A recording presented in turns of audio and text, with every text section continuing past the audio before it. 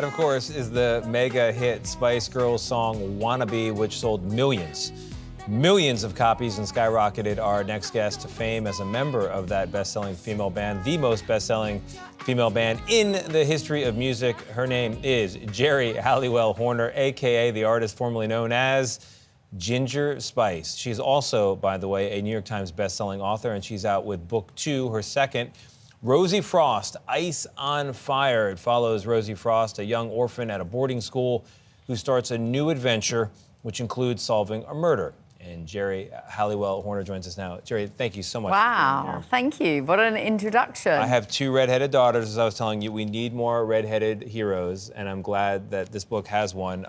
Rosie is back. She's solving a new crime. Yeah. This one, the plot revolves around the pursuit of truth, but also revenge. Yes, very much about revenge.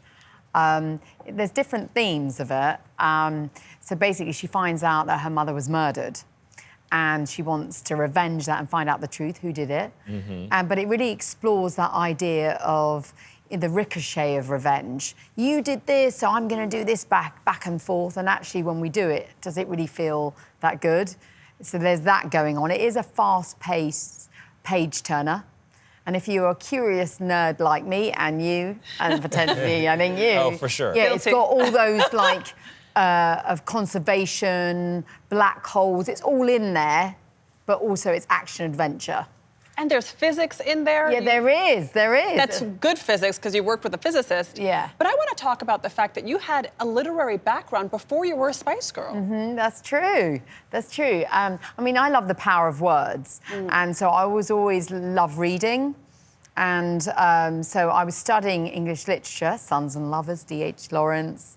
And so I always liked writing, and I was like finding that form. But then I just found it in a different way through music, because when you write songs, it's almost like an espresso shot of storytelling. Yeah. And then with a novel, you know, that's a feast. Yeah. So you were extraordinary as part of this iconic all-female band, and yet the character here is, you say, an ordinary hero. Yeah. Why did you want to make why do you think we need more ordinary heroes? Okay, so you said you have 2 daughters. How old are they? Almost 4 and almost 13. 13 Okay. tomorrow. Okay, so that's interesting. Happy birthday, what's her name? Shay. Happy birthday, Shay. Okay, so 13, 14, for me, I think it's the age of power. And it's really important for us to say, if I can see it, I can be it. Yeah. A real hero for me is someone that's not perfect, you know, that has those challenges and finds the courage you never knew you had. And so I wanted to create a hero that Shay can go, yes, me, I can be her. And through action adventure, but boys as well. The boys cry, but they're not wet wipes. I love that. I love that. I've read that you've said that writing is a bit like showing your underwear.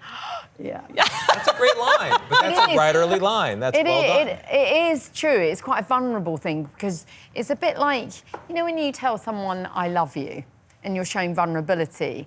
And so honesty through writing is quite vulnerable, and you're going to go, OK, this is what I'm just going to put my heart on the page. Do you like it? Exactly. And so what's your process? Do you just let it flow, or do you map it out? OK, so Tom will know this.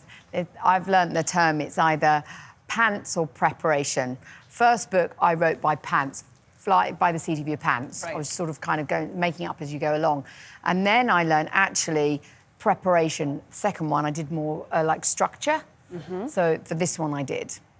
Fascinating. So, I mean, everybody looks back at pictures from their past and has regrets about hairdos and outfits. Yeah. Do you, Tom? Well, first of all, I was called Tom on my wedding day. We eloped, and my name's Tony, but on the page it was confusing. It looks like Tom. Did they call you Tom? If the Y is not fully extended. Yes. They said, do you, Tom, take this woman to be... Anyway. Common mistake, but Tony. So your real name is Tony? My name is Tony, yes. Not I'm sure Tom. you saw a piece of paper which it said, and the Y wasn't fully extended. I'm so sorry. Okay. My real name is Geraldine. There we go. There you go. If you see it written out, people make looks this like mistake. Tom. It's a common thing. People are mortified by pictures from their past, right? Yes. Very rarely do people look back and say, I like the way I looked. When you look back at the Spice Girls era, which is an era, Yes. how do you feel? I tell you what, how to describe. I go, ah, you know, it's a moment in time. I feel like compassion. Yeah. And, you know, go you. I want to say it to all ourselves, you know, that be authentic, be yourself at that moment that we look at. That was me being me, you know. It's so good. Even when I hear Wannabe, it takes me back. I remember seeing Spice World in the movie theater. It's so nice to have you, Geri, and hopefully a reunion is coming soon for the Spice Girls. Yeah, I want to say thank you so much to everyone that supported the Yes. Spice Girls. You know, truly grateful. Yes. Amazing. You guys still hold that record. Geri, thank you so much Thank for you. being here. The book Good is to have you. Rosie Tony. Frost. Tony, thank you for being here. Yes, Ice on Fire. It is on sale now.